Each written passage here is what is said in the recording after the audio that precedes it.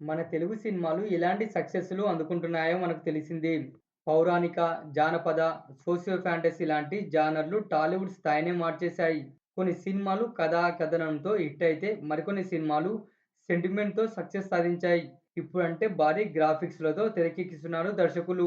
Graphics ఇప్పటి సినిమాలకు ప్రధాన బలం. 50 ఏళ్ల క్రితం గ్రాఫిక్స్ లేని టైంలో కొన్ని సినిమాలను దర్శకులు ఇప్పుడు ఎలా తెరకెక్కిస్తున్నారో అలా రూపొందించేవారు. ఎగ్జాంపుల్ 'మాయాబజార్', 'సింహాసనం' ఇలాంటి మూవీస్ చాలానే ఉన్నాయి. ఇప్పటి జనరేషన్ ఆడియన్స్‌కు 'బాహుబలి' లాంటి మూవీస్ గురించే తెలుసు కానీ, ఒకప్పుడు ఇలాంటి సినిమాలు ఆడియన్స్ ముందుకు చాలానే వచ్చాయి. జీవితంలో ఒక్కసారైనా చూడాల్సిన బెస్ట్ తెలుగు సినిమాలు చాలానే ఉన్నాయి. ఆ మూవీస్ గురించి ఈ వీడియోలో తెలుసుకుందాం. లెంత్ ఎక్కువవుతుంది కాబట్టి పార్ట్ ఆఫ్ వీడియోస్ ద్వారా మీ ముందుకు తీసుకొస్తాం. మీరు మన ఛానల్ ఫస్ట్ టైమ్ చూస్తున్నట్టయితే వీడియో లాస్ట్ వరకు చూసి లైక్ అయితే చేయండి. అలాగే సబ్స్క్రైబ్ అయితే చేసుకొని పక్కనే ఉన్న బెల్ ఐకాన్‌ని యాక్టివేషన్ అయితే చేసుకోండి. నేను చేసే ప్రతి వీడియో మీకు నోటిఫికేషన్ వచ్చి స్పీడ్‌గా అయితే రీచ్ అవుతుంది. వీడియో లాస్ట్ వరకు చూసి ఈ వీడియో పైన మీ అభిప్రాయం ఏంటో కామెంట్ సెక్షన్‌లో అయితే తెలియజేయండి. నెంబర్ 1 పాతాళ భైరవి.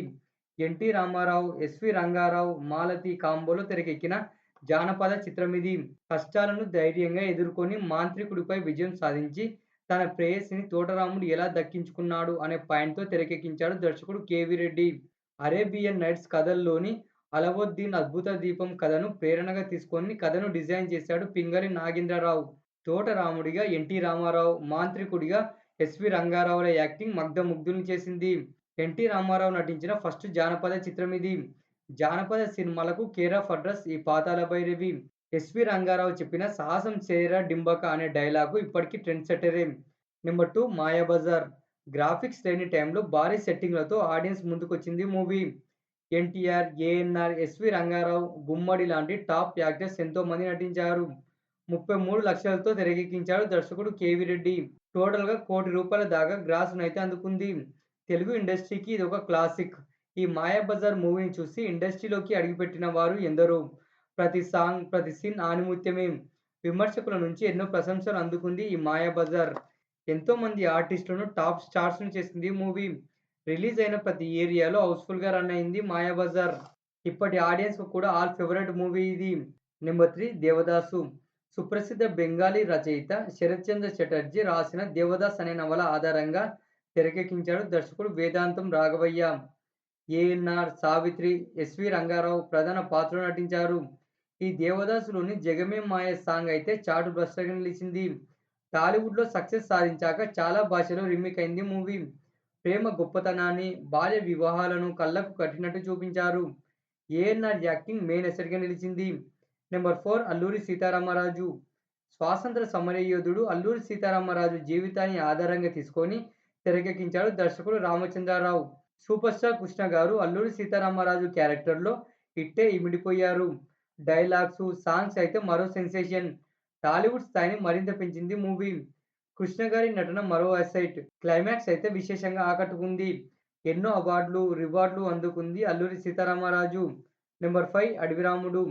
తెలుగు చలనచిత్ర స్థాయిని, బాక్సాఫీస్ లెక్కలను పూర్తిగా మార్చేసింది ఈ అడవిరాముడు.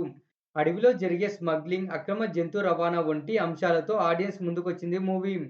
ఏనుగు మీద వచ్చే సీన్సు, గుర్రపు స్వారీలు భలేగా అనిపిస్తాయి. ఎన్టీ రామారావు గారు తనదైన శైలిలో యాక్టింగ్ కనబర్చారు. 'ఆరేసు కోబోయి' అనే సాంగ్ అయితే చార్ట్ బస్టర్‌గా నిలిచింది. నెంబర్ 6 కరుణామయుడు. కష్టాలు, సమస్యలు అందరి జీవితాల్లో వచ్చే కామన్ విషయం. కష్టాలను, నష్టాలను ఆత్మవిశ్వాసంతో ఎదుర్కొని ఘన విజయం సాధించేలా చేస్తుంది ఆ దైవం. అలాంటి ఎన్నో అద్భుతాలతో తెరకెక్కింది ఈ 'కరుణామయుడు'. రిలీజ్ తర్వాత ఎన్నో విమర్శలొచ్చాయి. అయినా కానీ ఘన విజయం సాధించింది మూవీ. తెలుగులో హిట్ అయ్యాక 40 దేశాలలో 16 భాషల్లో రిలీజ్ అయి సంచలనం సృష్టించింది. నెంబర్ 7 ఖైదీ. చిరంజీవి గారిని స్టార్ హీరోని చేసిన చిత్రం ఇది. చిరంజీవి వన్ మ్యాన్ షో ఈ 'ఖైదీ'. పగ, ప్రతీకార సన్నివేశాలను చక్కగా ఆవిష్కరించాడు దర్శకుడు. పోలీస్ స్టేషన్ ఫైటు ఇప్పటికీ టాలీవుడ్‌కు బెస్ట్ ఎపిసోడ్. బాక్సాఫీస్ దగ్గర టౌన్ రికార్డులు, ఏరియా రికార్డులంటూ చాలానే సృష్టించింది. రిలీజ్ అయి 43 ఏళ్లు అవుతున్నా ఇప్పటికీ ఏదో ఒక చోట ఈ 'ఖైదీ' ప్రస్తావన వస్తూనే ఉంటుంది. నెంబర్ 8 స్వాతి ముత్యం. ఇది తెలుగు సినిమా కాదు, ఇండియన్ సినిమా. ఎందుకంటే అంతటి బజ్ క్రియేట్ చేసింది. కమల్ హాసన్ గారి నటనకు ఫిదా అయ్యారు ఆడియన్స్. పెద్దలను ఎదిరించి పెళ్లి చేసుకున్న ఒక సాంప్రదాయ సామాన్య కుటుంబానికి చెందిన యువతి చిన్నప్పుడే భర్త మరణిస్తే ఆమె ఎదుర్కొన్న పరిస్థితులను, ఆమె జీవితంలోకి వచ్చిన ఒక అమాయకపు యువకుడు, ఆ తర్వాత వారిద్దరి జీవన ప్రయాణం. ఈ కాన్సెప్ట్‌ను పర్ఫెక్ట్‌గా డిజైన్ చేశాడు దర్శకుడు కె. విశ్వనాథ్ గారు. ఇళయరాజా అందించిన సాంగ్స్ మరో ఆణిముత్యం. నంబర్ 9 'ఆహనా పెళ్ళంట'. రాజేంద్ర ప్రసాద్, జంధ్యాల కాంబోలో తెరకెక్కిన best comedy entertainer 'Ahana Pellanta'. Brahmanandam మరగుండు ఎపిసోడు. కోట శ్రీనివాసరావు రోడ్లపైన పుల్లలు ఏరుకోవడం, కోడిని పైన కట్టేసి అన్నం తినడం వంటి చాలా సీన్స్ హైలైట్‌గా నిలిచాయి. అటు కామెడీకి, ఇటు ఫ్యామిలీకి పెద్దపీట వేసి తెరకెక్కించాడు దర్శకుడు Jandhyala.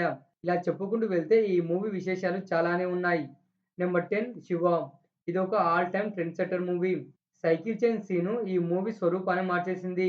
Mafia backdrop, college scenes, mass elements మరో వండర్.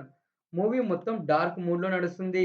హత్యలను, రక్తపాతాలను అత్యద్భుతంగా రూపొందించాడు దర్శకుడు రామ్ గోపాల్ వర్మ. తెలుగులోనే కాదు సౌత్‌లో కూడా టెర్రిఫిక్ రికార్డ్ నెలకొల్పింది ఈ 'శివ'. నంబర్ 11 'బాలరాజు'. ఒక యక్ష కన్య, ఒక యక్ష యువకుడు ప్రేమలో పడతారు. ఓ శాపం చేత మరణిస్తారు. మళ్ళీ ఇద్దరు భూలోకంలో పుట్టి ఎలా ఒక్కటవుతారు అనే పాయింట్‌తో తెరకెక్కించాడు దర్శకుడు. ఏఎన్నార్ నటించిన 7వ చిత్రం ఇది. పాజిటివ్ టాక్‌ను తెచ్చుకొని రజితోత్సవం జరుపుకోవడం విశేషం. ఏకంగా ఈ మూవీలో 20 పాటలు ఉండడం మరో రికార్డ్. 428 రోజులు రెగ్యులర్ షోస్ ఆడడం మరో వండర్. 1948లోనే తెలుగు సినిమా సత్తా ఏంటో చూపించింది ఈ 'బాలరాజు'. నంబర్ 12 విప్రనారాయణ. ఒక పూజారి భక్తి శ్రద్ధలను మరిచి ఓ ఆడదాని కోసం నీతి మర్చిపోతే భగవంతుడు ఏం చేశాడు అనే పాయింటే ఈ మూవీ కథ. ప్రతి సీన్ మనల్ని మైమరిపిస్తుంది. శ్రీరంగని భక్తుడిగా ఏఎన్నార్ గారు నట విశ్వరూపం చూపించారు. రెండవ జాతీయ చలనచిత్ర ఉత్సవాల్లో పాల్గొని ఎన్నో అవార్డులు అందుకుంది. దేవదేవిగా భానుమతి గారి నటన మరో పిల్లర్. భక్తి, రక్తి లాంటి ఎన్నో విశేషాలను చూసి తరించిన ప్రేక్షకులు ఎందరో. ఈ విప్రనారాయణకు సెపరేట్ ఫ్యాన్ బేస్ ఉండేది. నంబర్ 13 పల్లెటూరి పిల్ల. ఇదొక మల్టీ స్టారర్.